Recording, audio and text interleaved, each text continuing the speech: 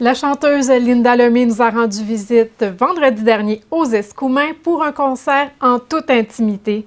Toujours d'une grande générosité, Linda a répondu à mes questions tout juste avant le spectacle. Ben oui, je comprends tout le monde. Ça me rend un peu bonasse. Il y en a qui disent que j'ai du cœur, ça veut pas dire qu'il est à bonne place. Je l'aime longtemps, le monde, puis je suis pas rancunière.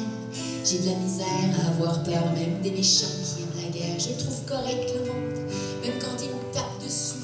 Je me dis que c'est parce que le pauvre monde n'a pas eu la chance que j'ai eue. Puis je lui pardonne au monde, même quand il continue. Même quand je lui tombe ma 8e joue, puis que j'attends son 8e coup, puis qu'il me le donne. Même quand il est fou. Allô Linda, comment ça va? Écoute, ça va super bien. Enfin en tournée au Québec, fait que Oui, ça fait enfin. du bien de retrouver mon monde. Oui, puis surtout, enfin, aux Escoumins aussi, parce que ça fait plusieurs fois là, que tu essayais de venir, Ah, ça marchait pas. Ça a été difficile là, avec les Escoumins. En 2020, on était supposés de se retrouver. On était tout énervés de ça, tout excités. Et puis finalement, ça a été reporté. Puis Et après voilà. ça, annulé et tout ça. Donc enfin, 2023 arrive et c'est là que ça se passe. Donc on va se faire plaisir. En petit comité ce soir, Oui. mais ça va être plein d'amour. Donc ce soir, on te voit sur scène. Quelle ambiance que tu vas apporter avec toi ici ce soir? C'est une ambiance où est-ce que tout est spontané, tout est simple. C'est comme si on était dans mon salon, mais c'est OK. comme ça depuis des années. De toute Intime, façon, quand je là. fais des spectacles, Oui. c'est réellement, j'invite les gens dans mon intimité. Je dis tout ce que je pense en chanson, donc c'est une poésie qui est très concrète. Les gens peuvent s'approprier mes chansons, se reconnaissent dans les histoires que je raconte. Donc Oui. ça ne fera pas changement ce soir. Les émotions vont être au rendez-vous. Parfait. Aujourd'hui, c'est une date spéciale pour toi, Oui, on fête ça ici, aux Oui. Escoumins. la sortie de ton nouvel album. Exactement. Donc, comme on le sait ou comme vous le savez peut-être, je suis dans un gros projet de Oui, 11 justement, je albums. voulais que tu nous en parles. Oui, donc 11 albums de 11 chansons qui sortent à l'intérieur de 1111 jours.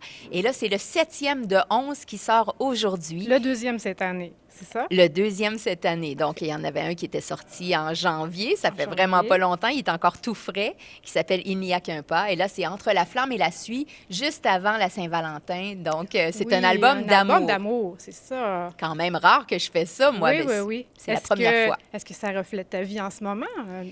Bien, l'amour fait toujours partie de ma vie. Les histoires d'amour, là, en ce moment, je suis pas en amour, mais j'ai écrit énormément de chansons d'amour récemment. Et d'habitude, quand je suis pas à l'intérieur d'un gros projet comme celui que je fais là, Oui. mes chansons d'amour restent à l'ombre parce que j'ai l'habitude, quand je fais un album aux 3 ans, de choisir les plus drôles ou les plus déchirantes. Puis c'est rare que je vais aller au milieu, raconter OK, des histoires OK. d'amour un peu plus tendres, être dans la tendresse ou dans des préoccupations amoureuses, mais qui c'est pas nécessairement ce qui va nous faire éclater de rire ou éclater en sanglots.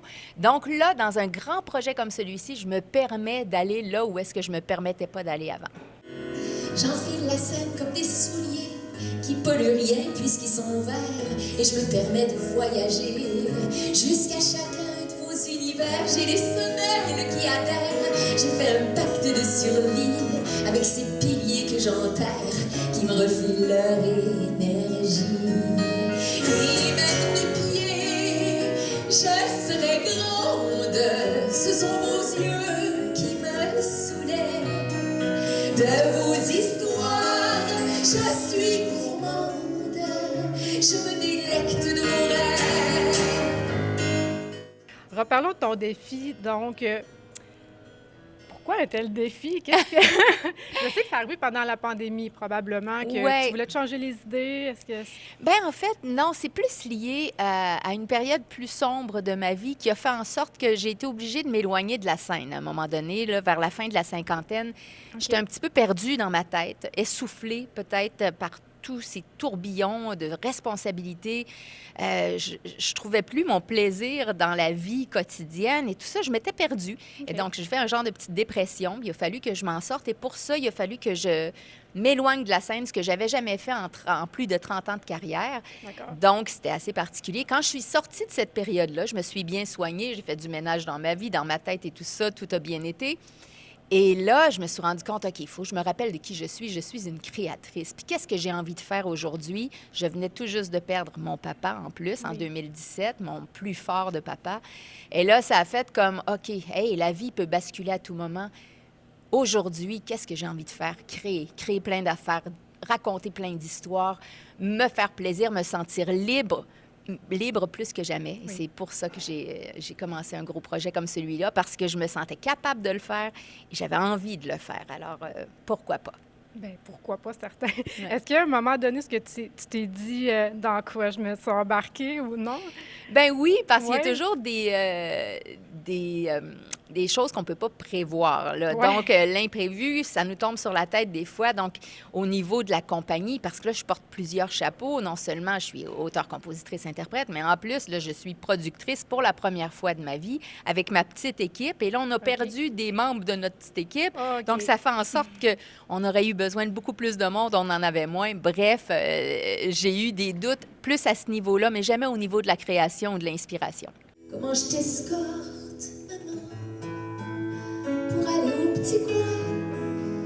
Comment ils font les gens qui te prodiguent tes soins.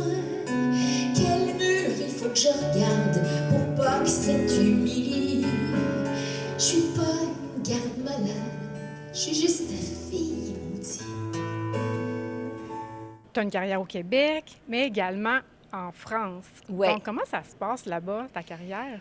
Écoute, le public est tellement fidèle. C'est ça qui est le fun quand on connaît un succès en Europe. En tout cas, particulièrement, les Européens sont très fidèles. Quand ils accrochent sur un style musical qu'ils aiment un artiste, Ouais. ah là, ils sont très, très, très convaincants dans l'amour qu'ils livrent. Ils sont exubérants. C'est vraiment... Ça nous porte beaucoup, cette énergie-là. Au Québec aussi, mais c'est un petit peu différent des fois, là. Tu sais, peut-être aussi parce qu'au Québec, comme il y a eu une tellement forte demande à l'extérieur, les Québécois peut-être connaissent moins mon répertoire au complet, connaissent certains titres très, très bien. Il y a beaucoup d'amour chez le public qui me suit là, ici. Oui. Ça, c'est extraordinaire. Puis je suis en train de vivre ça là, dans cette tournée québécoise. Ça me fait vraiment du bien. Mais il y a une petite différence dans la façon d'exprimer cet amour-là. Ma phobie, c'est l'oubli des prénoms. C'est ça. Je vois une face, je la replace. Il y a un I dans son nom. Peut-être Annie? Non, Marion, Joanie, je la connais. C'est la fille de Marco, quel petit garage SO. Elle s'approche, le sourire grand comme ça. Elle dit à son amie, c'est Linda. Puis elle court, elle m'étreint. Moi, je me creuse la cervelle. J'hésite entre Alice ou Isabelle. J'ai développé des trucs pas au point. Mais bon, c'est toujours bien mieux que rien.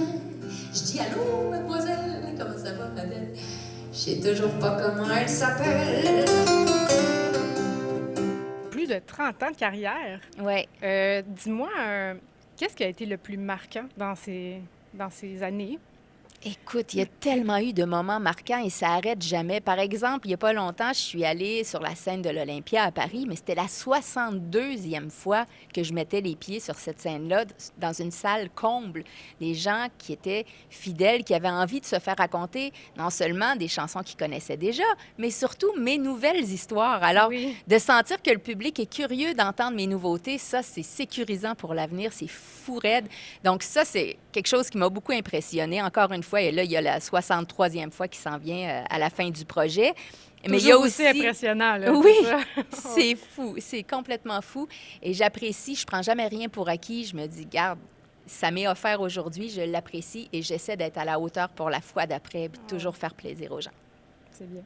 Bien, merci beaucoup de ton temps. Ça me fait plaisir. Merci de ton temps à toi. Ça a été un bonheur plaisir. de placoter un peu.